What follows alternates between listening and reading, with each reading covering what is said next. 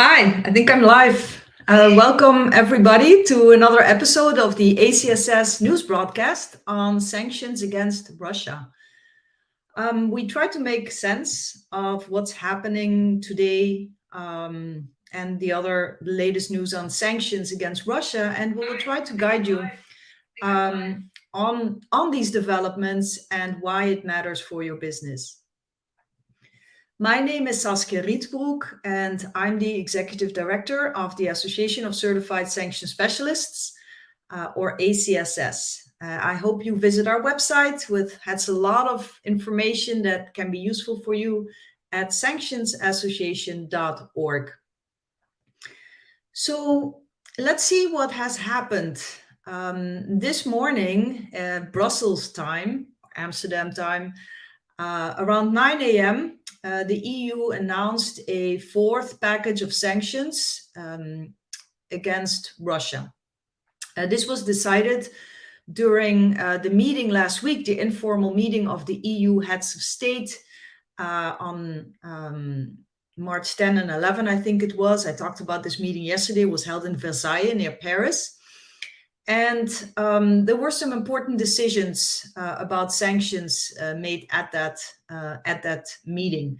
So this fourth package of sanctions is another blow to the economic and logistic base on which Russia relies to carry out the invasion of the Ukraine.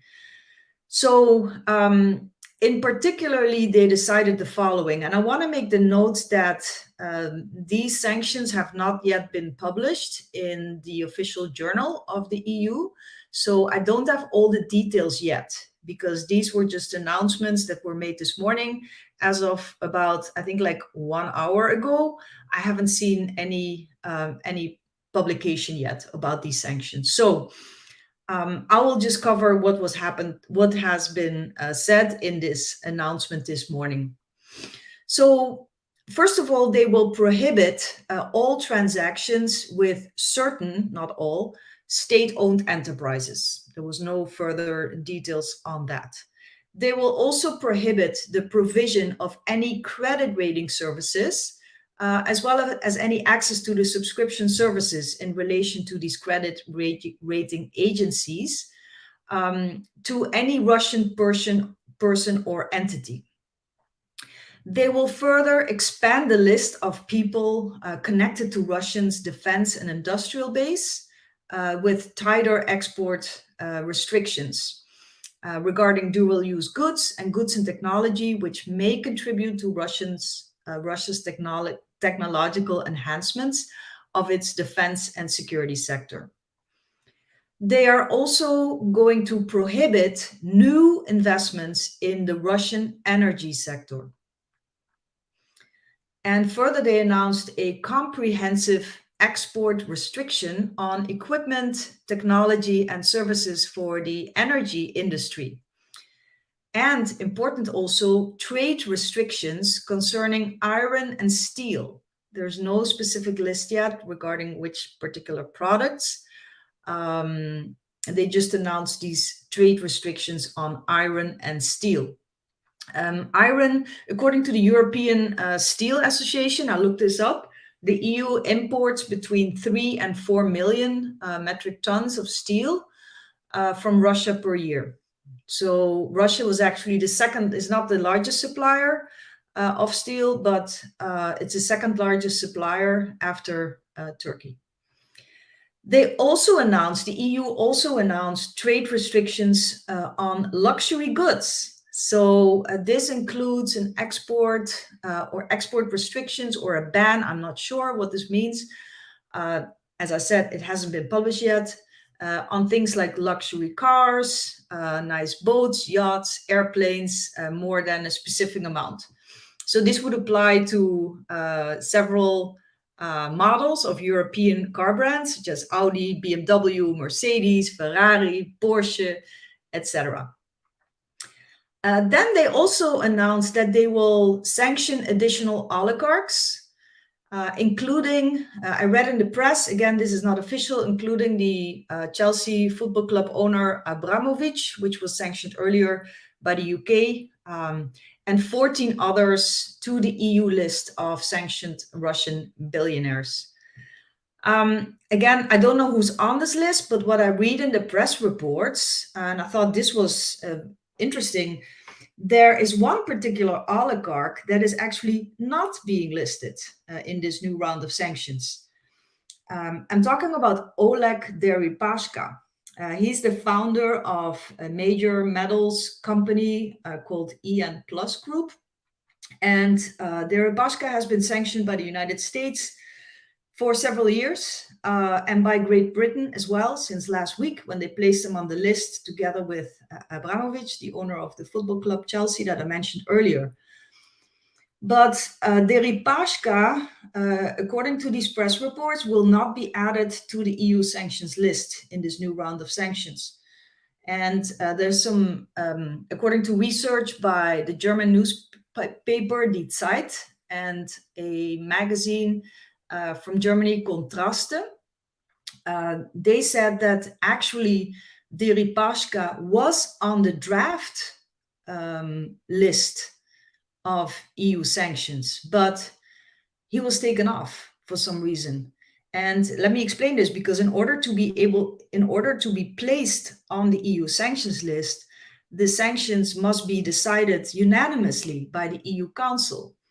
And the EU Council, those are the members, the heads of state of the European member countries. For instance, the Prime Minister of the Netherlands, Mark Rutte, Emmanuel Macron of France, Olaf Scholz, the Chancellor of Germany, and the other, heads of state of all the 27 EU member states. They all need to vote in favor of placing somebody on the list. And if one person votes against the sanctions, then there are no sanctions. One dissenting vote is enough. One country voting against it. So the question is, which country voted against Deripaska? Why isn't he on the list? Why was he taken off? So if anybody knows, feel free to put that in the comments.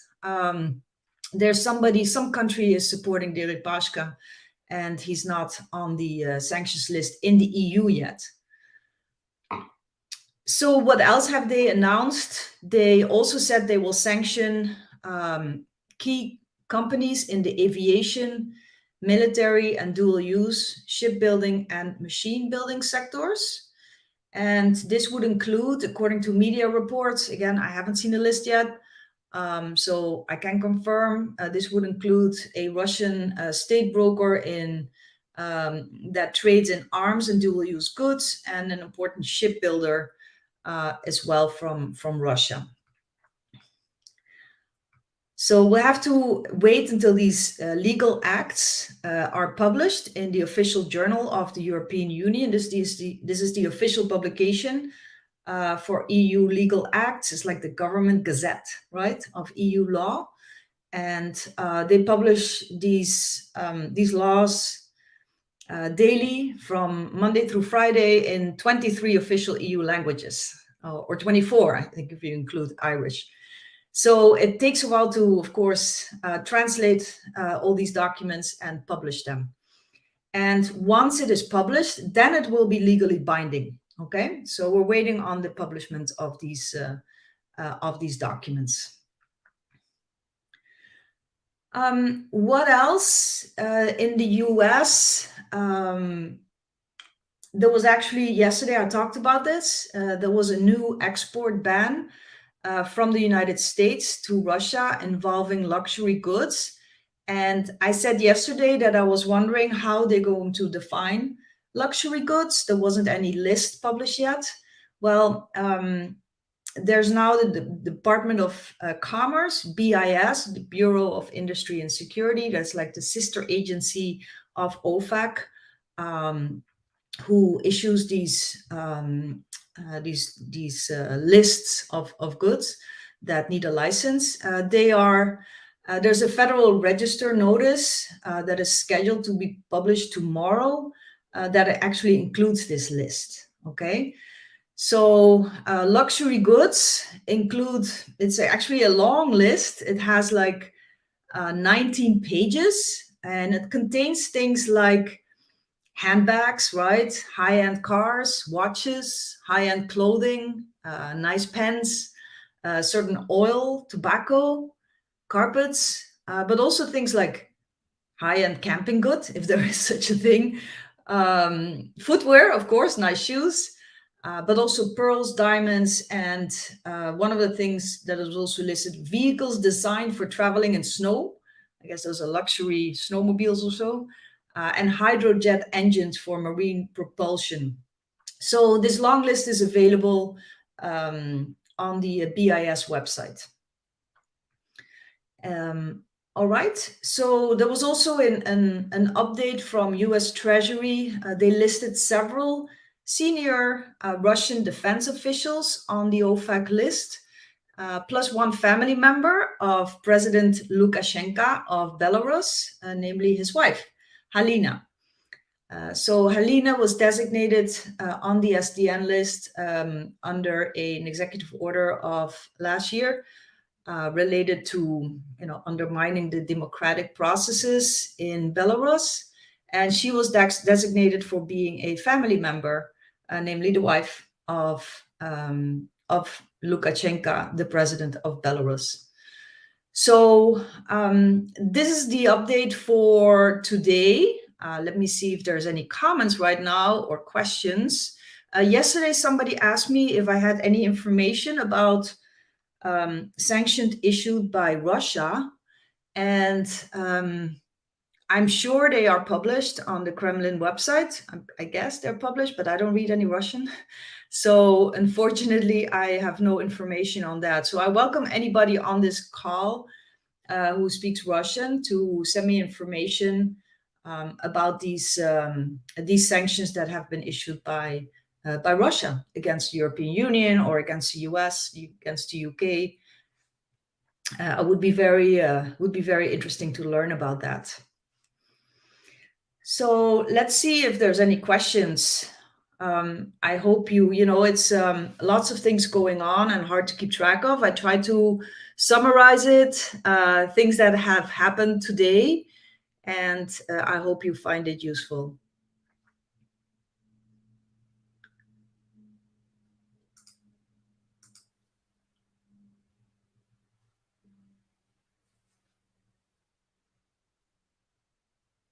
And if there are no further comments, I look forward to seeing you again tomorrow. We'll see what happens in the world of sanctions against Russia.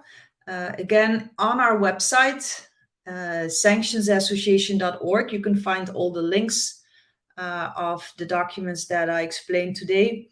And we look forward to seeing you again tomorrow. Thank you so much and have a nice day.